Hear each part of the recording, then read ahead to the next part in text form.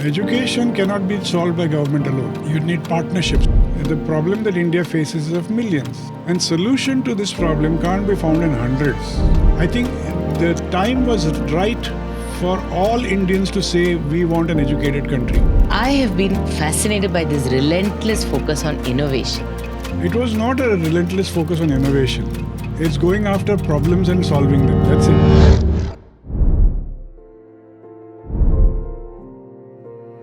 Welcome to Pratmik, a podcast by Pratham, one of India's largest NGOs.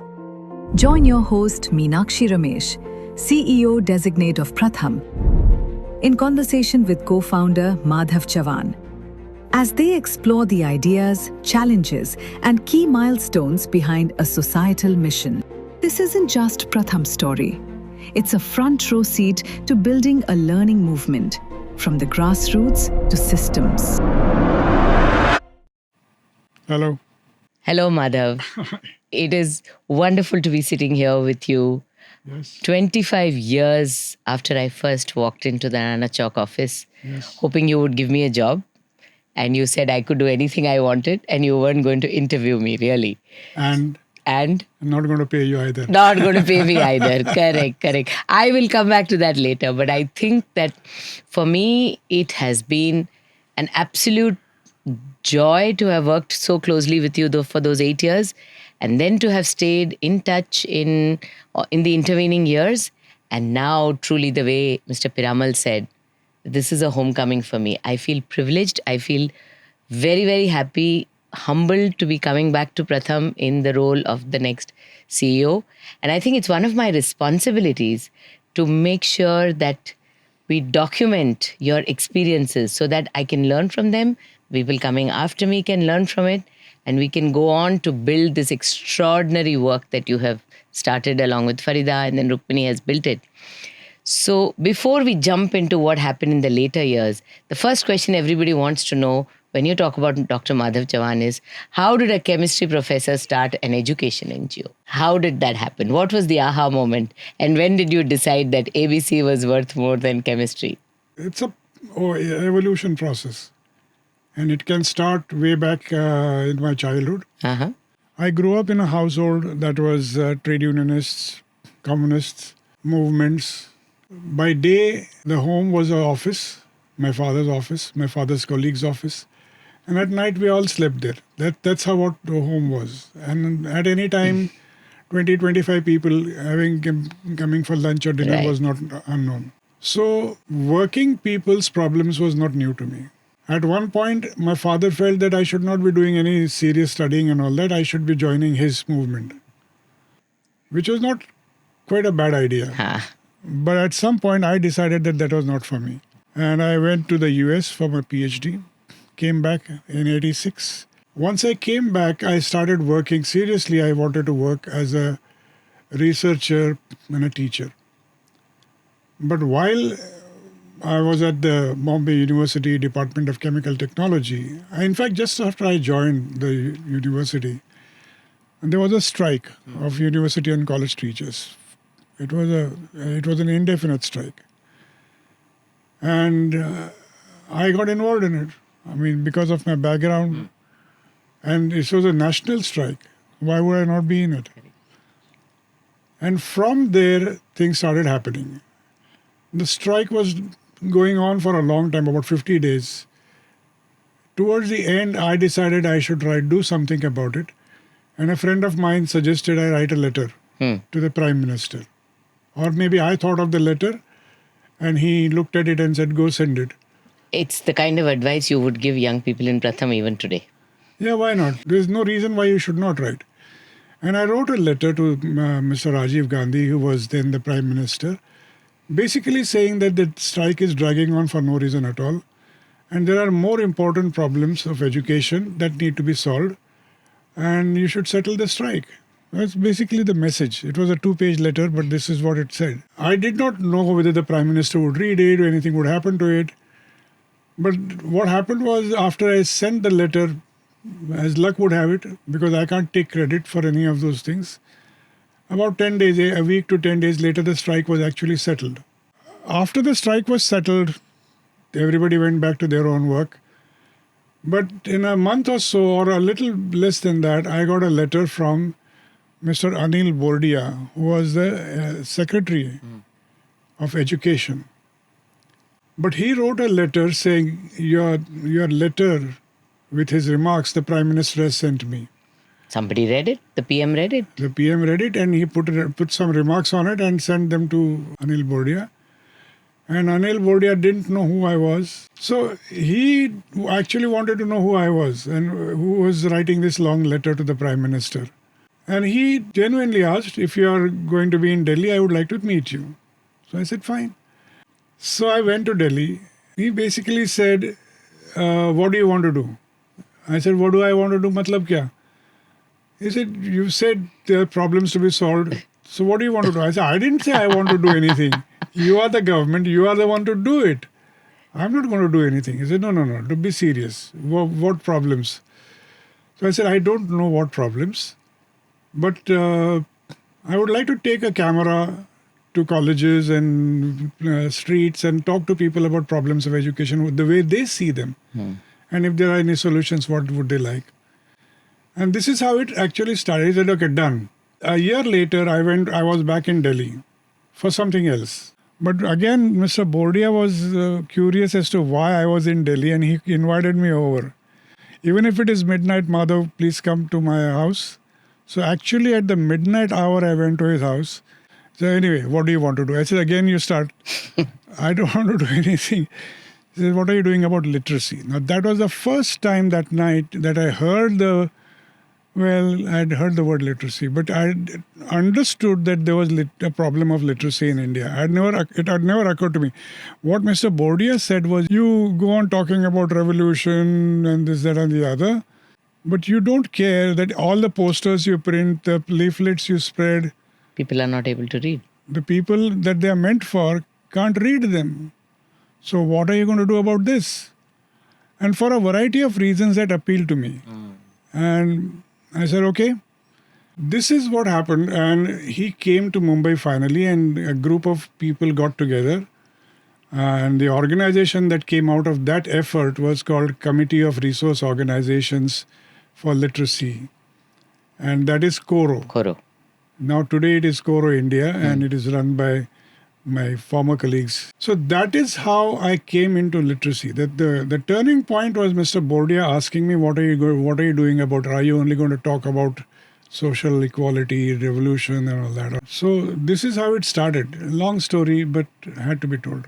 The next question I'm going to ask you is again something that I think you have always believed is fundamental to the nature and the way Pratham went about its work is the business, civil society and government partnership. And I know that you have told us about the role of Mr. Vagul and leaders like him. Can I ask you to share that once again about how it became the tripartite partnership which became the founding fabric of Pratham? Often people ask me a question, how did the idea of starting Pratham occur to you? And that's a wrong question. It should have occurred to me, but it didn't occur to me. It didn't start with me.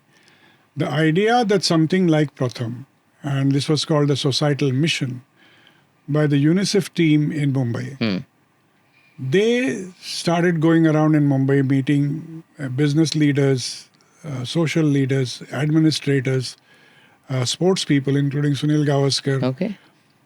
and presented a problem. Access to primary education is a big problem. And if it has to be solved, business, civil society, and government, all three have to sit together, understand the problem, and then come up with solutions, come up with resources, and solve it.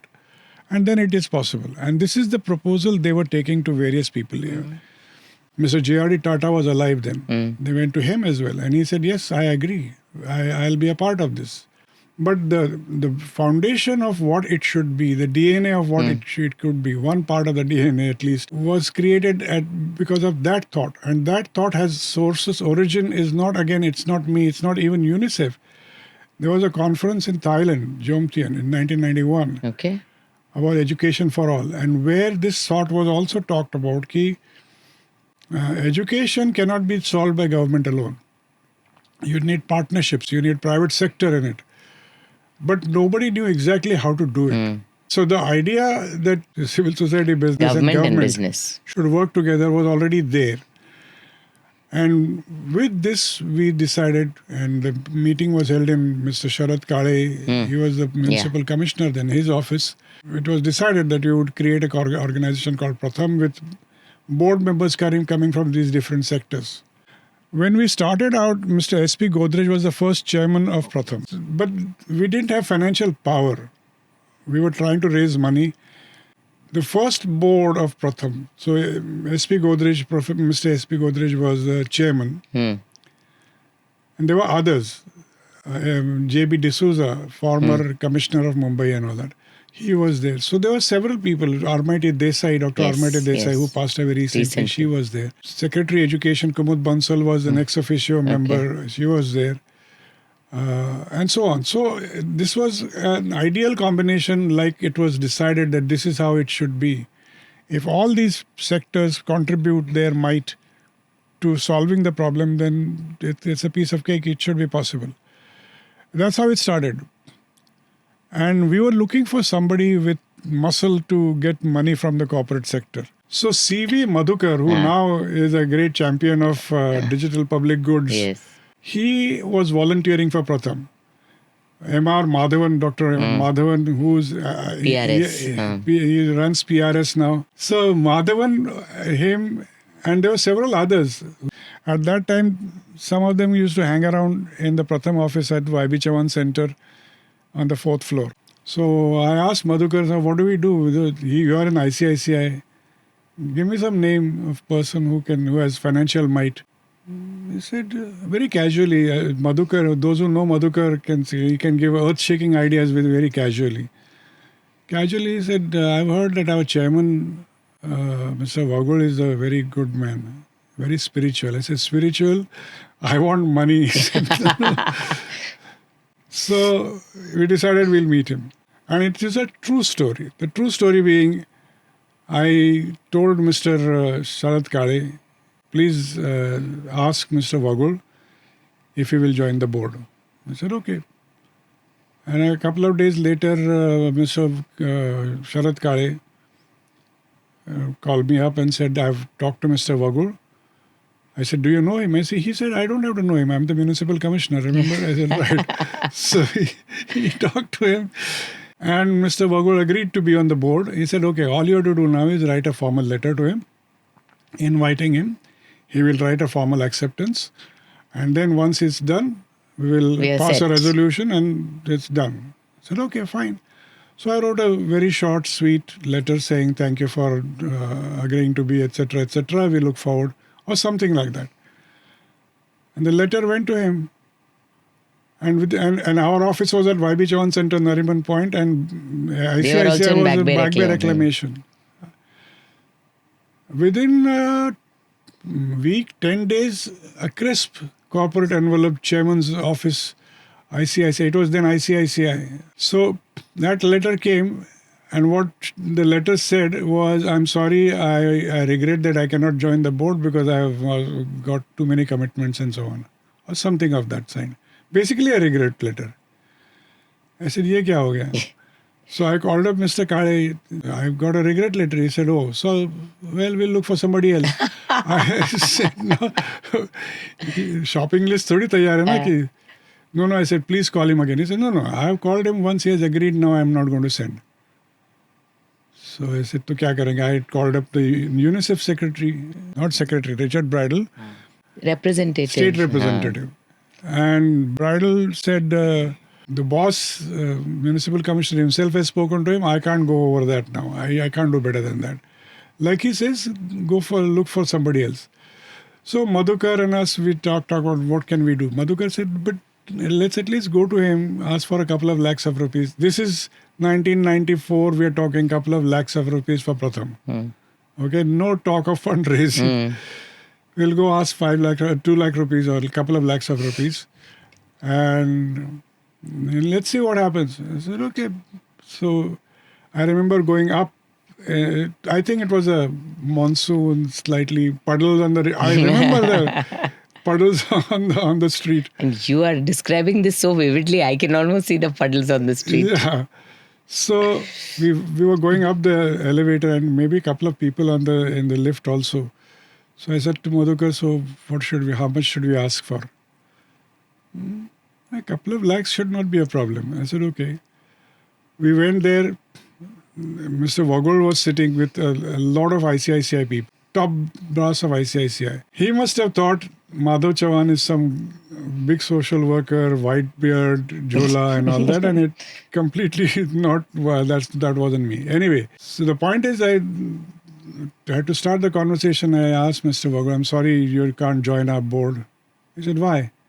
I said, that's because I got a letter from you saying you regret you have commitment. No, ignore that letter. I said, how can I ignore that letter? He said, no, my secretary Aban, she's under instructions from me to write these regret letters because I really don't have time. He came in, and then I remember, this is more dramatic than what happened afterwards, I suppose. But then several times he visited Pratham projects. It was great fun. He used to sit in the Parel office, and all the Pratham workers were speaking in Marathi, and Mr. Vogel knew neither Marathi nor Hindi. So he used to speak Hindi, English, Marathi, whatever, mixed everything. The main thing is he was involved. He went into slums, had conversations with people. Whether they understood him and whether he understood them was besides the point. But the spirit was clearly out there. And then he started passing on what he learned. And one of the biggest thing that he did was, there are two big things that Mr. Vogel did. I mean, they did many big things. But one thing he told me, Madhav, go ahead and do it. The problem that India faces is of millions. And solution to this problem can't be found in hundreds, not even thousands. We must attack with numbers. So what you are saying on a mass scale, doing this, I agree with it. And we were talking about preschool education and so on. So that was the first big support coming from Mr. Vogel, the financial backer. And he did not say, go consult educationalists, go consult social workers. As far as he was concerned, Farida was social worker enough and we were good enough for him. And he agreed that what you're doing is right. That agreement from the chairman, involvement. It's a huge validation. Especially because the next support was, he said, you and I, Madhav, will have an understanding. ICICI underwrites Pratham. What a moment that would have been. I didn't think I knew what it meant or what I heard was right. But he said, look, you in the board meeting, and we'll invite some others also, you present your plan, you present what you propose to do and the costs, etc., etc. And if the meeting approves it, the board approves it, then it's our responsibility to raise money. By ICICI underwrites Pratham, he said, okay, if you need 1 crore of rupees, in those days. And you had gone in the elevator thinking of 2 lakhs. That's another story. So we said, how much do you need? We were talking about Pratham resource centers at that time, 2 lakhs per ward. So we said 6 wards, we were working in 6 wards, 12 lakh rupees. So he said, done. But the point is that he was such a solid backer, because then he started talking about Pratham everywhere to different people. There was a meeting when 24 representatives of companies and half of them at least CEOs. I remember BACS, Mr. Shahi was there. Shahi was there. And there were several others. And they were all, for 3 hours, this group of business people sitting in ICICI boardroom discussed problems of education in Mumbai. That was the moment that you can actually convince companies to say. And the appeal was simple. This is the problem. ICICI is going to put 12 lakhs and I would like you to add to it. And that was done. Now, fundraising, this is a completely different thing. There is a problem and it has to be solved. Correct. Do you want to be a part of the solution or not? Do you? No. You have should to be a part of it. And who's saying this? The guy who gives them money, lending. So, I think this and eventually, as you know, India Education Initiative was created. And at that time, the promoter was Mr. Mukesh Ambani and Kumar Birla and lots of people were there. And all this could be brought together for 2 reasons. One is McKinsey was behind it, and Mr. Vogel was a chairman who agreed to be chairman there. So that was a different time altogether. It was different because resources were few. So the lesson in that is never give up. You may hear that this is no, this is not. If this is not consistent with your understanding, then don't give up. If you hear that Mr. Vagul is not going to join, go back again and say, "Are you sure? I want you to be in there." Don't give up. Madhav, I want to roll back a little bit to something you said, that you didn't actually go out looking for educationists to be either resource people or on the board or trustees of Pratham Mumbai Education Initiative. Was this a conscious decision, and why did you believe that this approach that you were taking was the right one? We already had one heavyweight social worker, social scientist in Armati Desai. Yes. So if she disagreed, she was on the board. She was a trustee. If she had advice to give, she would give. If we wanted to listen to it, we would listen to it. She was not an educationalist, but she was there. And the solutions that we were looking for at that time were not like big solutions. The problem was presented, at least we presented it at that time as, and for a reason, because there was some desk research done, that 250,000 children in Mumbai are out of school and they have to be brought back to school. If they have to be brought back to school, what is an educationalist going to do?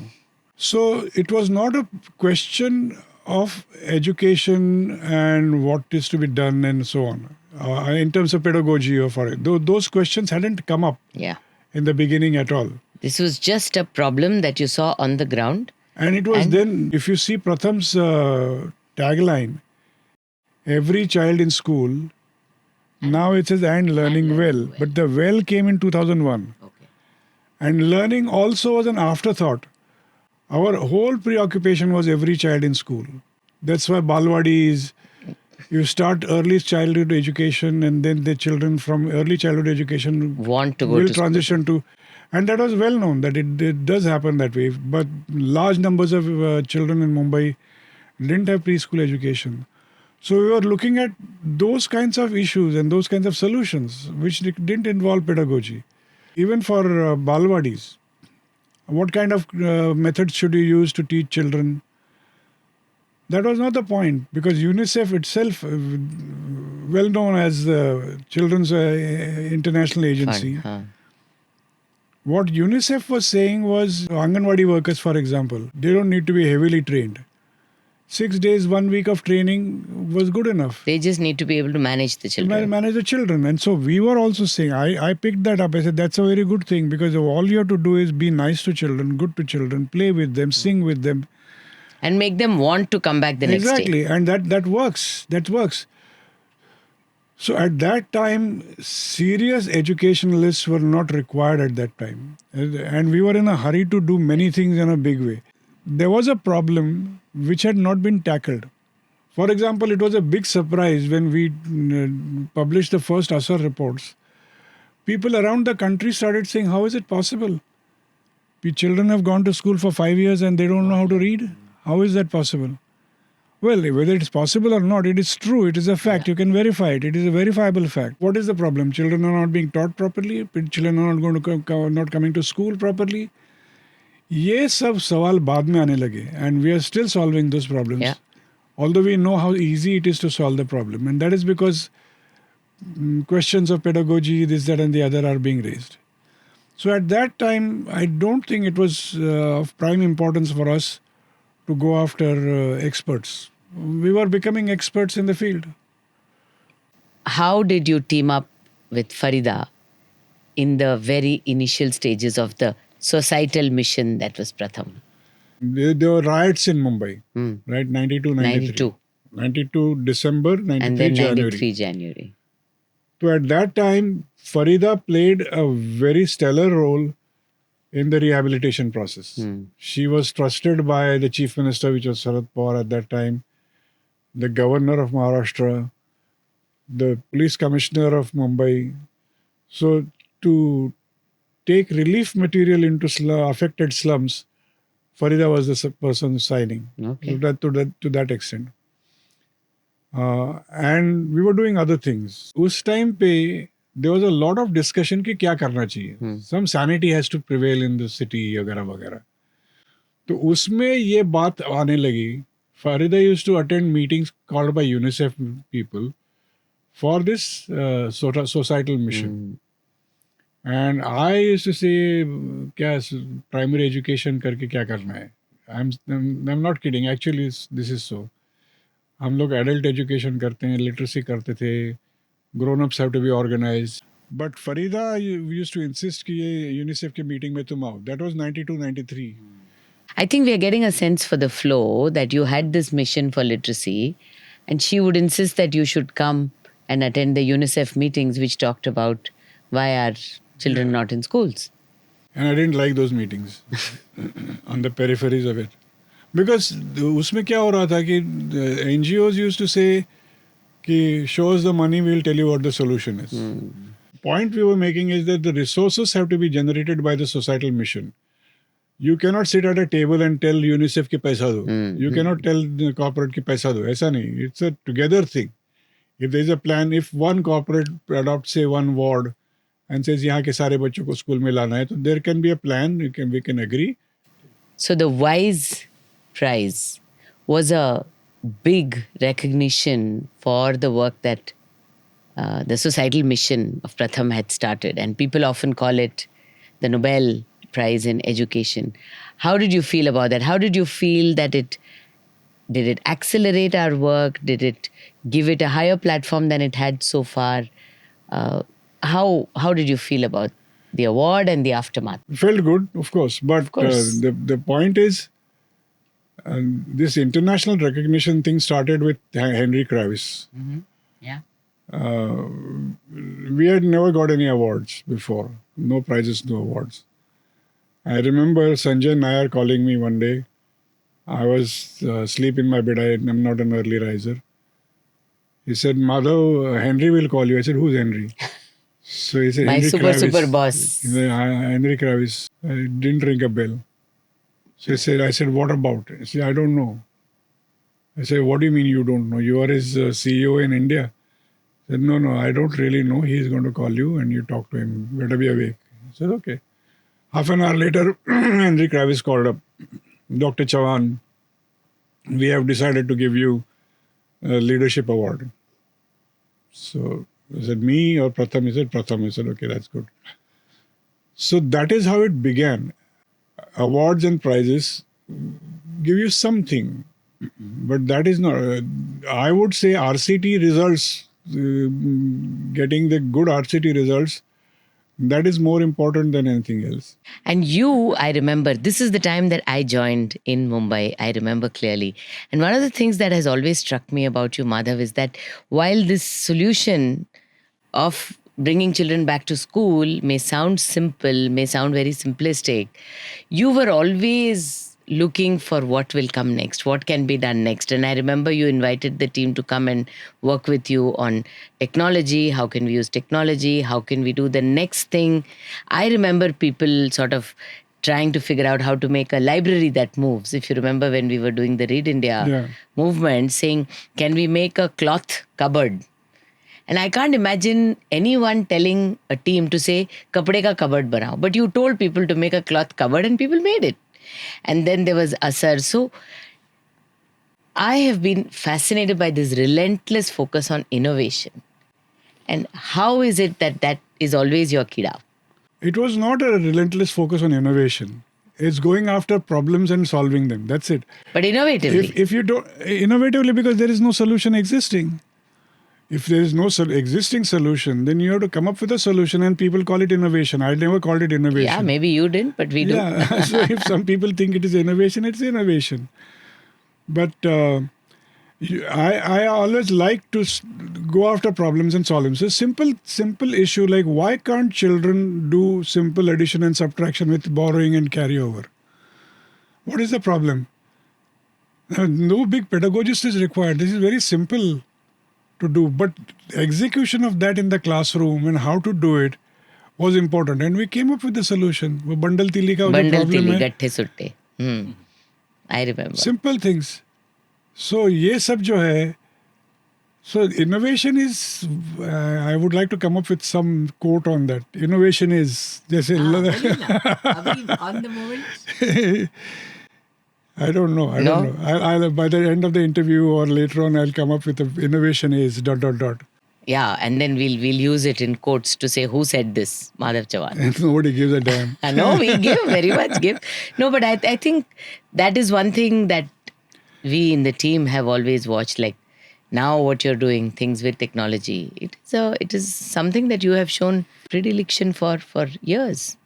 Okay, thank you. No, see, again, innovation is all about having problems in front of you and not solving them. You can't do that. I find it very difficult to sit when there's a simple problem sitting in front of me and I don't have a solution for it. Or I cannot even put my mind to it. I may not be able to solve it, but I should say that there is a problem and I need to solve it. It has to be done. I may not be good I enough. have to at least give it a shot. I have to give it. Immediately. I have to do it. And I've done this many times and I've seen many people do it. For example, simple things like, I'll tell you this story. Yes, we want the stories. Mr. Sharad Kale, 15 days, 2 months after the Formation. decision to Pratham was taken, he called me in this office and said, you said 2.5 lakh, 250,000 children are out of school. They have to be brought in school. Now, I want to know whether my schools have space, light, ventilation, water, cleanliness. You let me know, do a survey and give me quickly an answer. 1,200 municipal schools, housed in about 400 municipal buildings. They have to be surveyed. I said, me survey? Why me survey? I said, are you going to give me money? He said, no money. You said money, and this is how I got caught several times. You said money is going to come from the corporate sector. You go raise the money from them, and then we'll get it done. How do I do this? And beside this, the conversation is happening in early January. He wanted it before the next academic year. Academic year, you've missed it. So tell me before my budget session in the municipal corporation. Which is March. So by February end, you should give me the result. By March, something like that. Now, how is that possible? Now, these impossible situations, when you get impossible situations, theoretically people will say impossible is only a word or it's not even a word. Actually, it's true. This is a challenge. Mr. Sharad Kale, a very respected IAS officer, is sitting there and telling me, do this because you said you're going to solve this problem. Now, how do you do that? That how is the crux of it. If you want to solve a problem, get to the how of it. And the solution came not from my head. It came from one young lady called Shilpa Sakarkar. She's no more, poor thing. Oh. She died but 3-4 years after Pratham was founded. Shilpa was a student of Nirmala Niketan College of Social Work. She came to me and said, sir, one way we can do the survey. You know, Mumbai में बहुत सारे doctors हैं. दोपहर को कुछ नहीं सो जाते हैं. So 2 घंटा we should all appeal to them that 2 hours you give for a survey and 1 week they'll all finish 300, 400 buildings, Whatever. nothing can be done. I thought that was a brilliant idea. I mean, I wasn't about to question her why doctors and how doctors. She gave me the answer that they have nothing to do for 2 hours or 3 hours. They're sleeping, so they can do the survey. So she connected with the Indian Medical Council. If they are hearing this, they'll be shocked. And we went to the Indian Medical Council office in Mahalakshmi. And conversation happened. They said, what do you think? We are sanitary inspectors or what? I said, no, you are not. But We need your help. doctors, if you tell the dog, you appeal to the doctors that this problem is to be solved, etc., the doctors may listen to you. And if they listen and if they do the survey, we will be helped. And more, if you are a sanitary inspector and I trusted your survey, the general public may not believe what you say. If you say a school is clean, they will not agree. ये sanitary inspector ऐसे ही बोलता है. But if the doctor says a school is clean, सब लोग मानेंगे. definitely हो जाएगा. So that argument worked. And we had a physician. She was an Ayurvedic physician. She went about calling many of her Marshalling colleagues. many, And we had those 300, 400 doctors. and all the responses in no time. Absolutely. And no cost. Correct? The total cost of that was UNICEF gave us 25,000 rupees a month. वो 25,000 rupees में सब हो गया.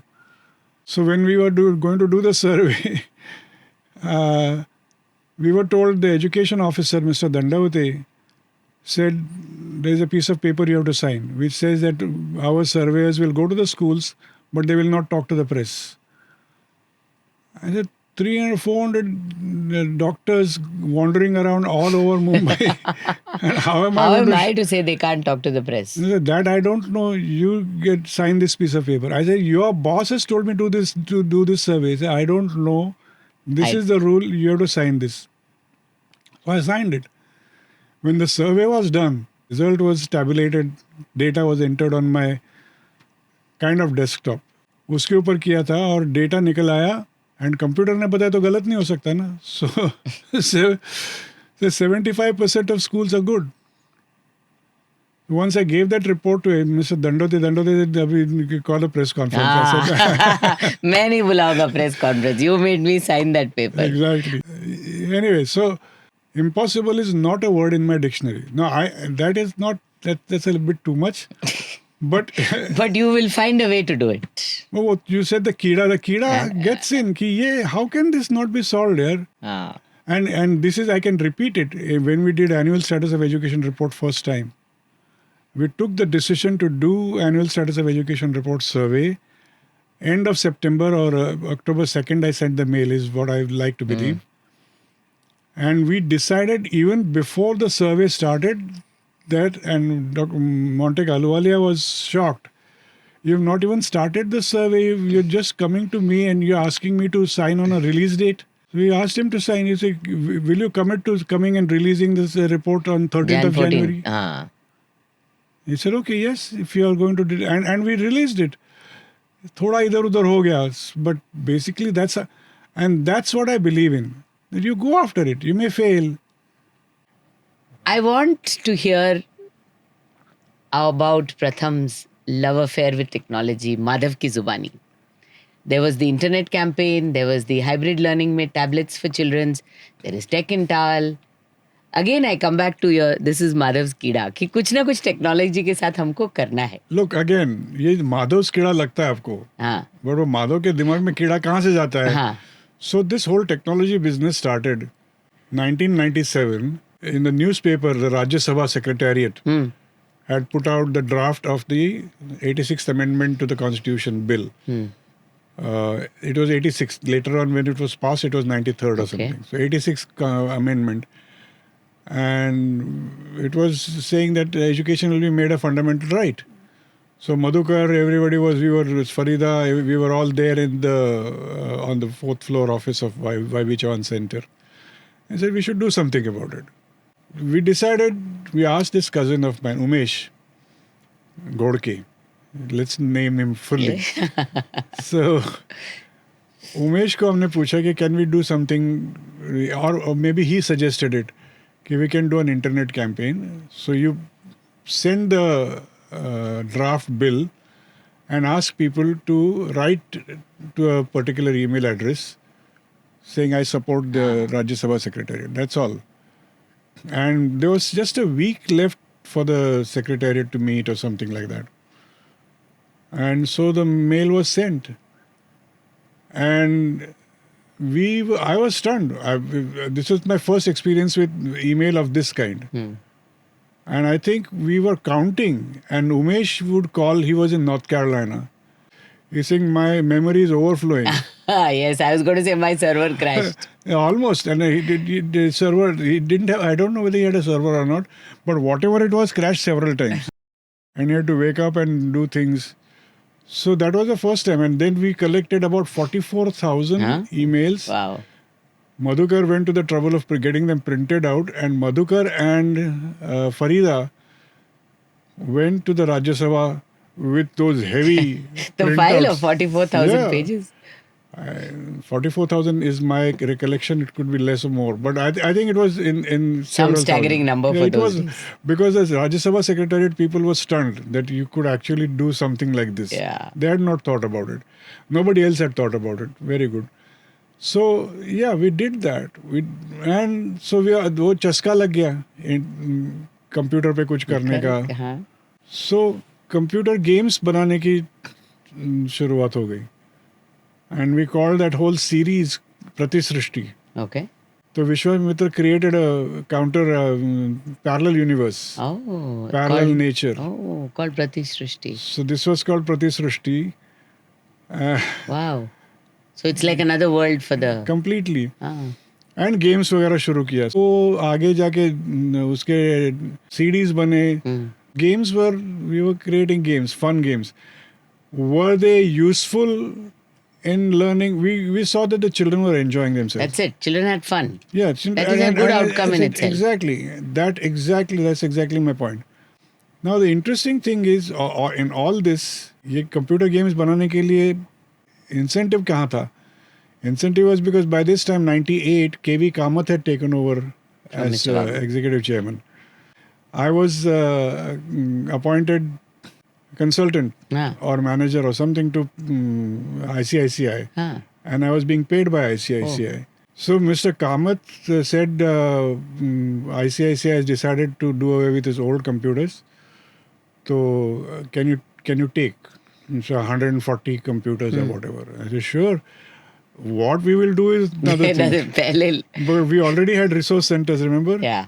So we decided कि एक resource center में 10 computer लगा देंगे, काम खत्म हो जाएगा. And then some others will be used for offices and all that. So we said yes. And so first 10 resource centers with 10 computers each were set up. The problem was that they needed spare parts and वो सब बाद में करेंगे. पहले computer आके बैठ गया. So that is how computer games started. I'm looking ahead, Madhav, to the mid-2000s. And like you just mentioned, the first Asar report had come out.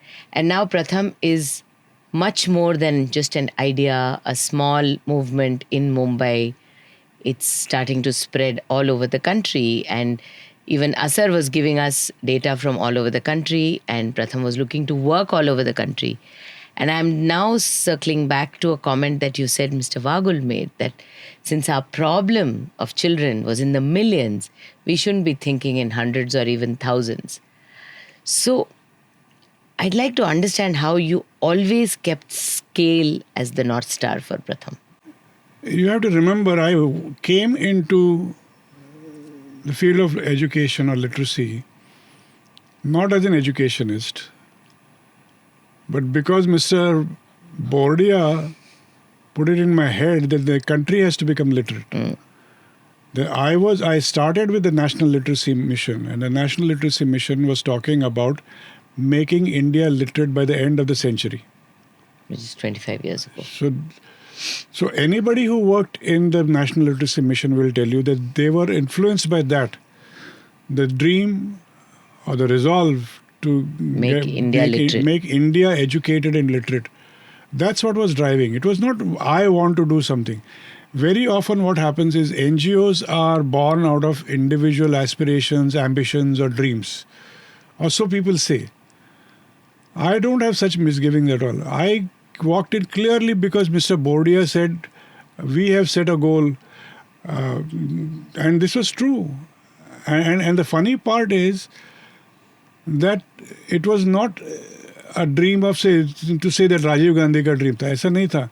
I think the time was right for all Indians to say we want an educated country. And Pratham is a living proof of that.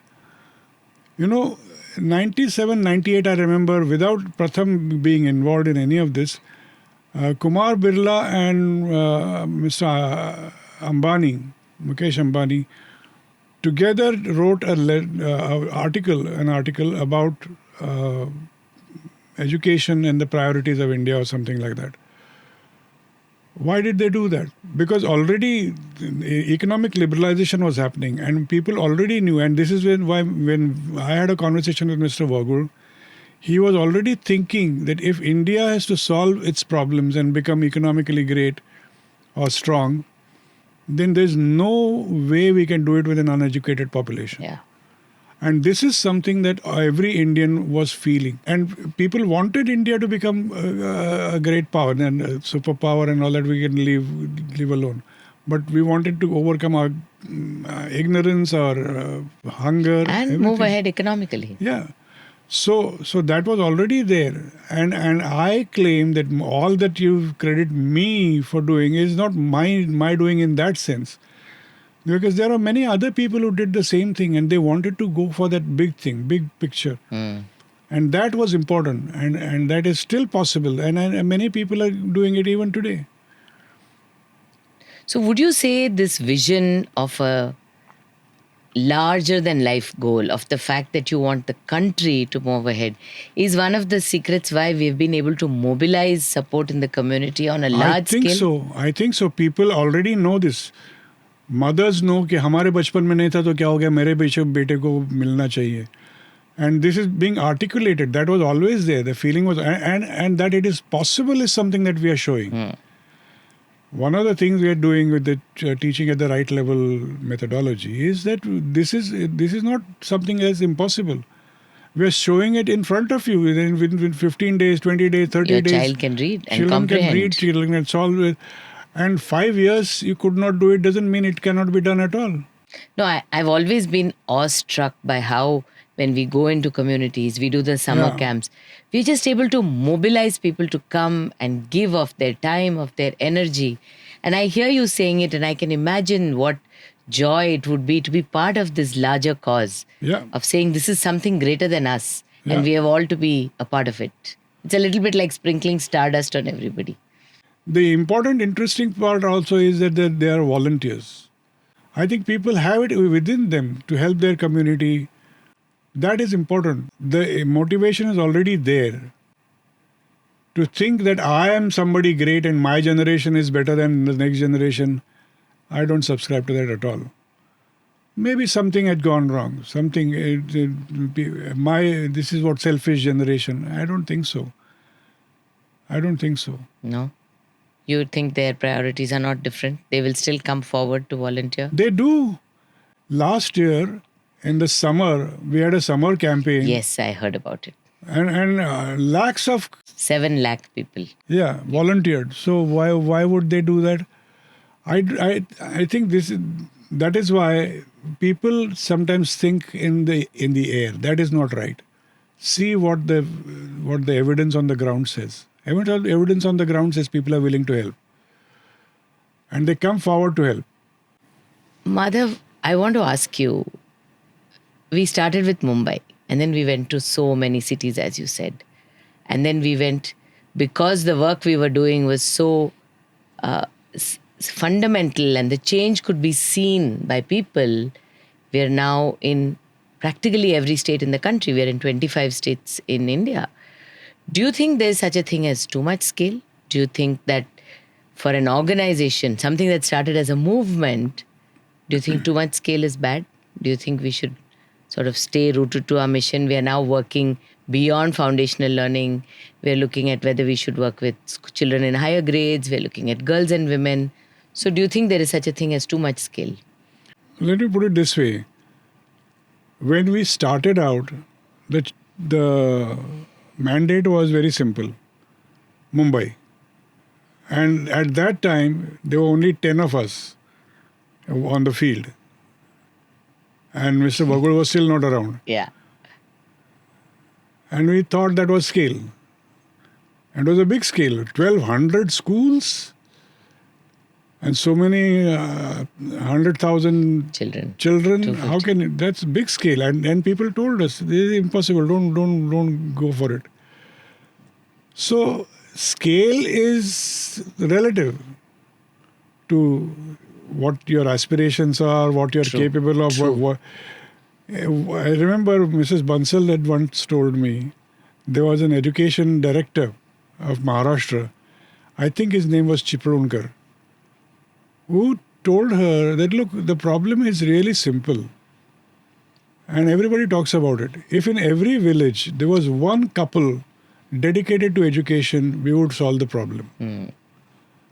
And that stuck in my head.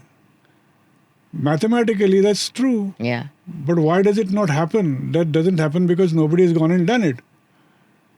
And nobody has gone and inspired those people to say कि सब बच्चों को पढ़ना आना चाहिए. Now, you know that we are working in so many thousand villages and so on, and it is possible to do it. Not only, it is not possible in Hawa mein, it is actually true. True, on the ground. We've got several thousand villages in which these young people are active. The YouthNet program, Yes, for yes. example, is like that. So the scale is relative. The question is, what do you want to do on that scale? Sometimes you want to focus, because if the problem has to be solved sustainably from a long-term perspective, then the solution has to be thought through. So it's not, scale is easy. But how do you keep it at that scale? How do you achieve What you achieved at a what you smaller want level. to?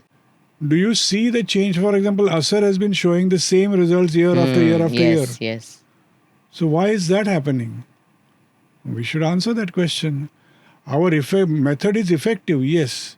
And yet, there's a funny story. Rukmini was crossing the borders at some point and she was asked, आप कब से ये कर रहे हैं? अभी 25 साल हो गए. अभी वही चल रहा है. So I think we have to answer those questions. Scale, we can reach scale. What takes up energy is you have the method, you have everything But is it giving you the outcomes you want at that scale? at that scale. Because I can show transformation in a village. I can show in even a block, for example. But no, the children, mothers, fathers, everybody has to be involved in it and they should feel something. So how will a literate India look like? If you ask It's a that very question. lofty dream to have. But the funny part again is that Indian literacy figures today will tell you that 85% Indians are literate. But then what is that definition of literacy? Doesn't Just to matter. sign your name? No, that's not true. We tried this. If you ask women, for example, women's literacy at that time was some 55% or what. But we checked whether women, mothers of children, could read the Asar paragraph. That number compared well with the Indian literacy figures. Okay. So we are doubting a claim without actually verifying what it is. If we today say that literacy figures of women, It's 72 to 75, no? yeah. That's very good. And if you take the critical age group, 15 to 35 or whatever, then you may come up with 90%, 100% around that. Because people know how to read. And that goes counter to what Asar says. Very interesting. But Asar is only for the younger children, no?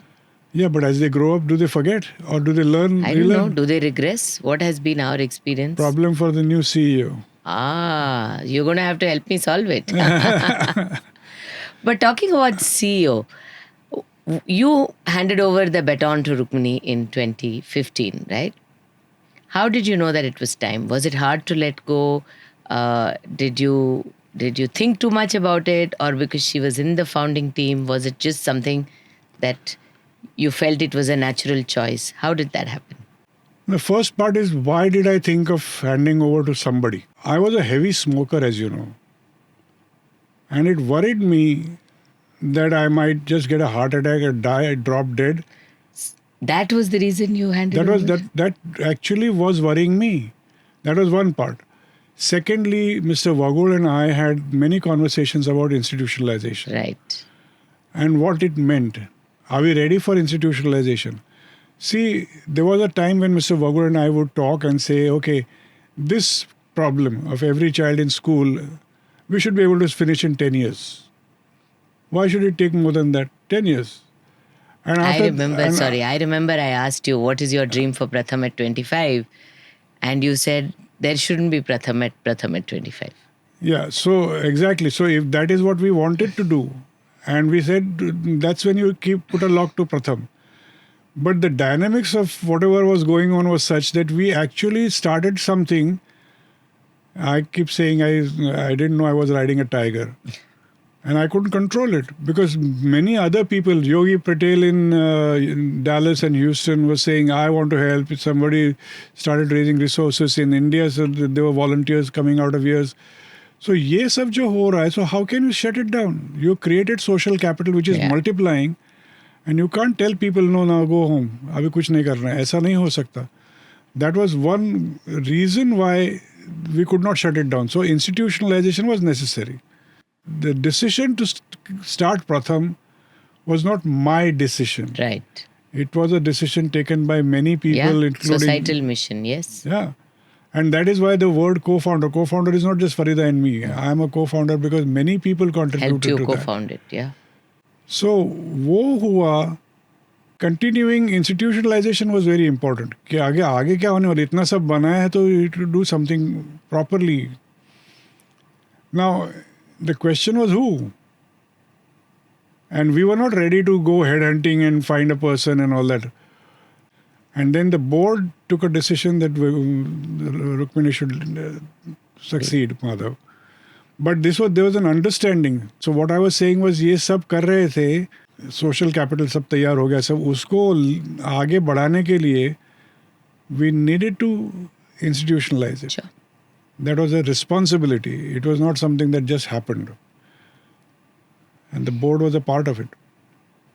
Can you tell us a little bit, Madhav, about how we went into the many programs that we have today now? It was for a long time, it was only about children in school. And then there was this segue into skilling and then into the girls and women program. So do you recall how those decisions happened? Was it organic? Was it community driven? Did some donors say, come on, let's do this? How did those happen?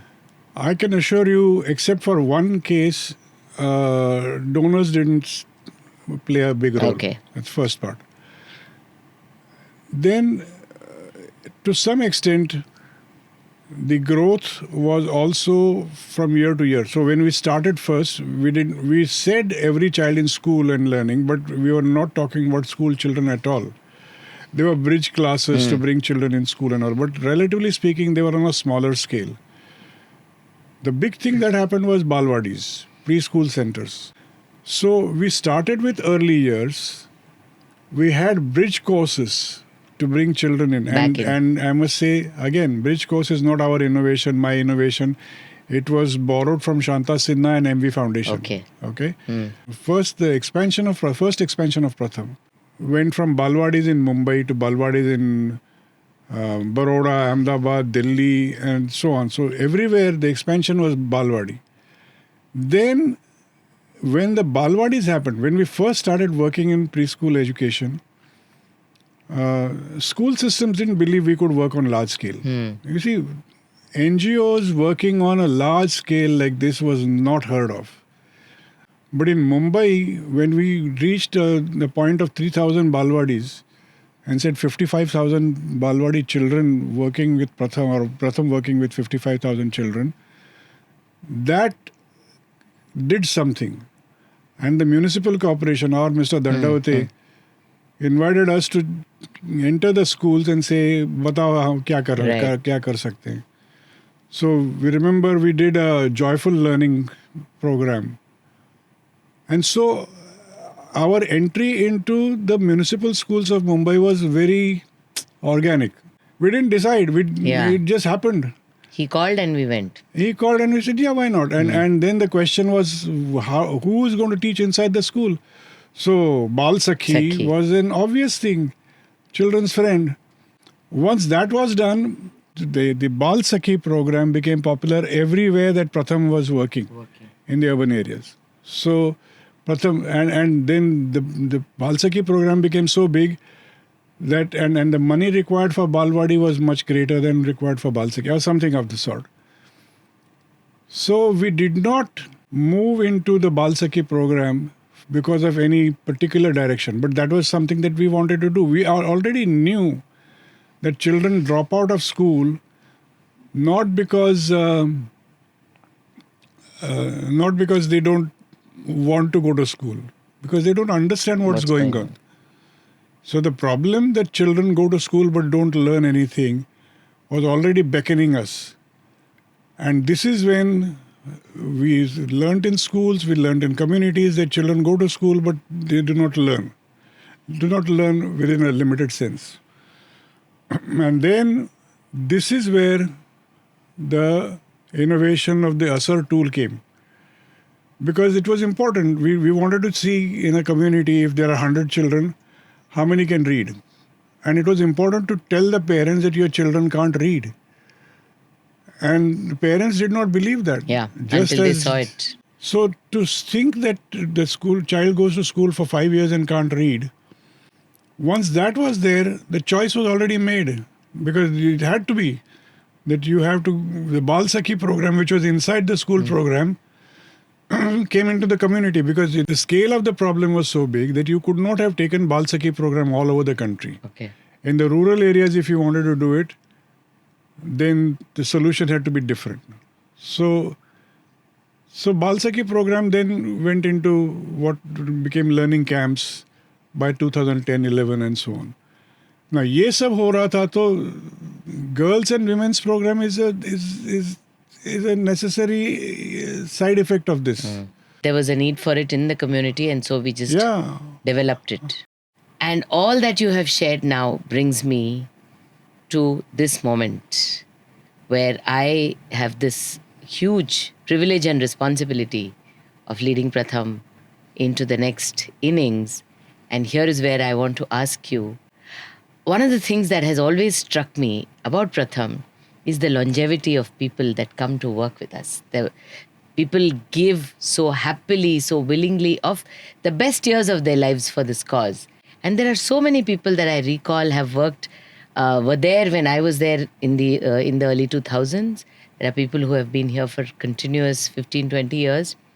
So how do I lead the people that have been here before me, who have longer tenures in Pratham? How do I take everybody along? How do you advise that I preserve the soul of this organization while we take it into the next decade? See, leadership is a very interesting thing. I did not consciously lead anything. As far as I remember, a goal was already set, mandate was given. I put it in words. Jean Prasad, who was a McKinsey secretary. Yes, I remember her. So she came one day in the office. She was a volunteer. She said, my newsletter is ready. I want a tagline. Give me a tagline. This was in Madhav Chavan Center. Okay. So I said, how can I give you? I mean, I don't have time right now. No, write it down. So I scribbled on a piece of paper, every child in school. And then as an afterthought, I added, and learning well. Now, this is not as though I was being very innovative. This was already in the air. We were discussing these things.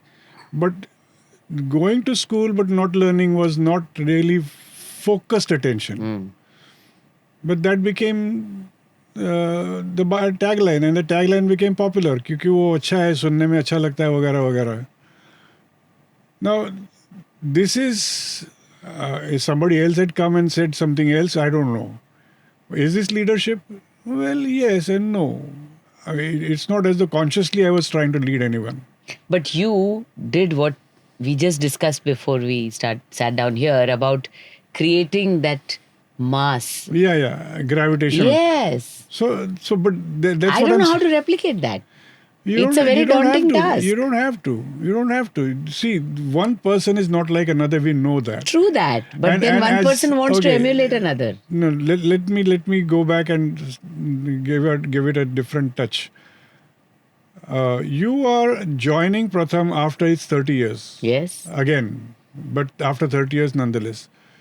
So there are things that are not wrong. There are things that are wrong. There are things that need to be changed. That things can be done better. That you want to abandon some things, and that's all that will come through.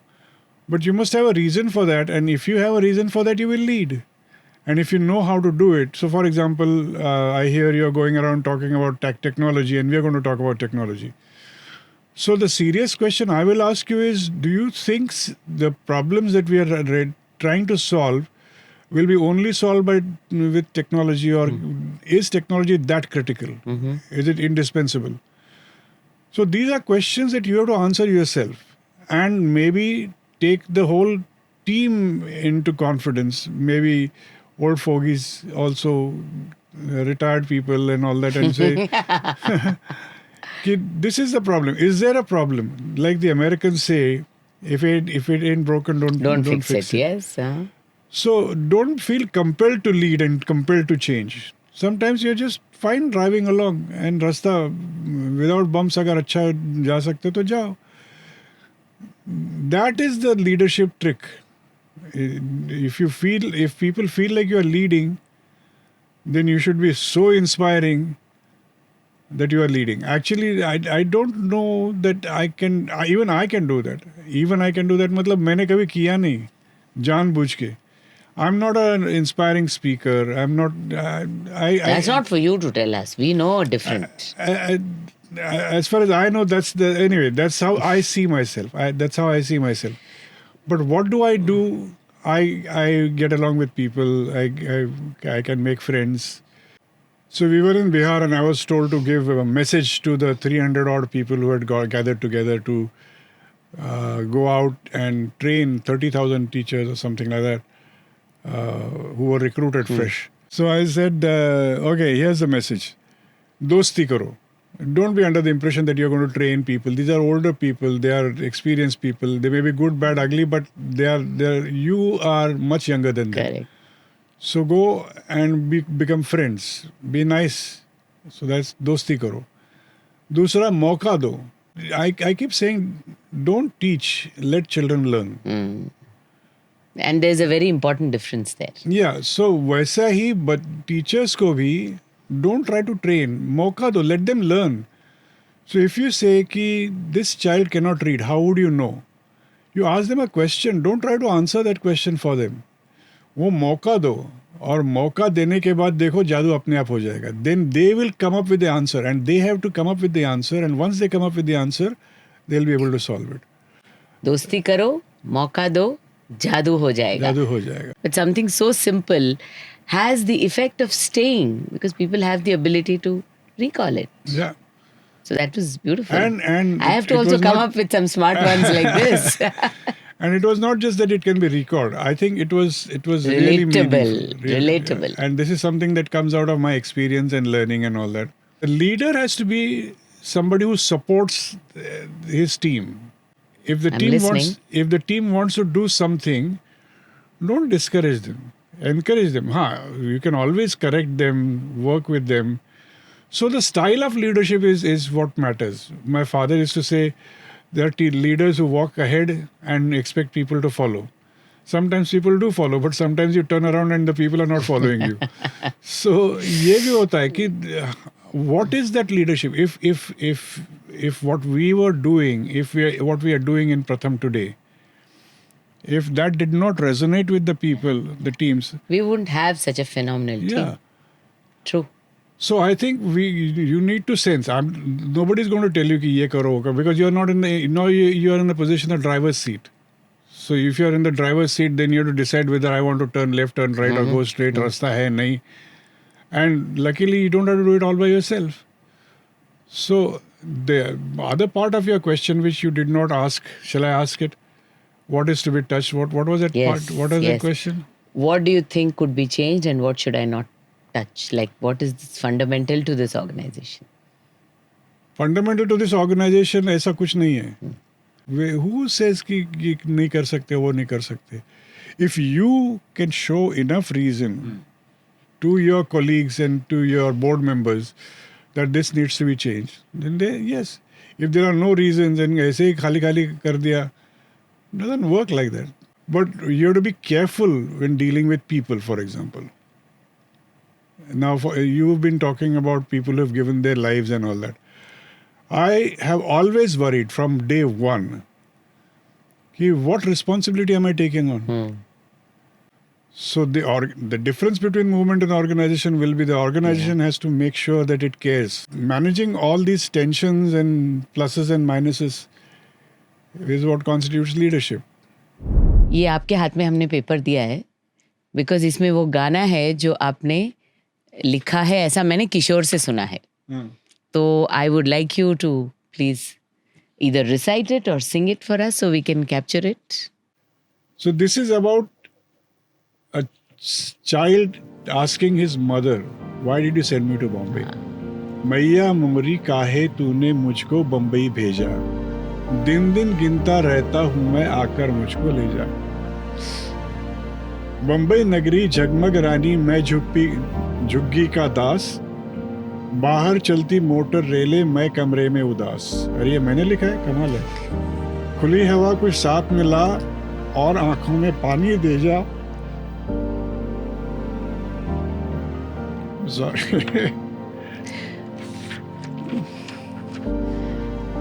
खुली हवा कुछ साथ मिला और आंख में पानी दे जा, मैया मोरी काहे तूने मुझको बम्बई भेजा।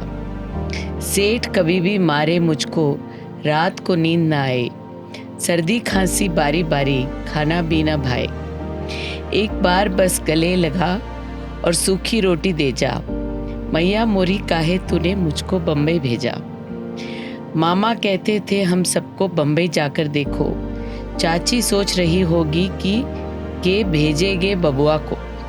इस नगरी में क्या रखा है किसने आते देखा, मैया मोरी काहे तूने मुझको बम्बई भेजा। बतला मुझको मेरी मैया कीमत तेरी क्या है, 200 रुपये महीना क्या मुझसे भी प्यारा है। गोद में ले ले फिर बतला दे क्या है तूने सोचा, मैया मोरी काहे तूने मुझको बम्बई भेजा। गरीब हम हैं लेकिन इंसान तो हम हैं ना, देश के नेता और अधिकारी इनसे अब क्या लेना। हक है मेरा लेके रहूँगा पढ़ लिख कर कुछ बनना, मैया मोरी काहे तूने मुझको बम्बई भेजा।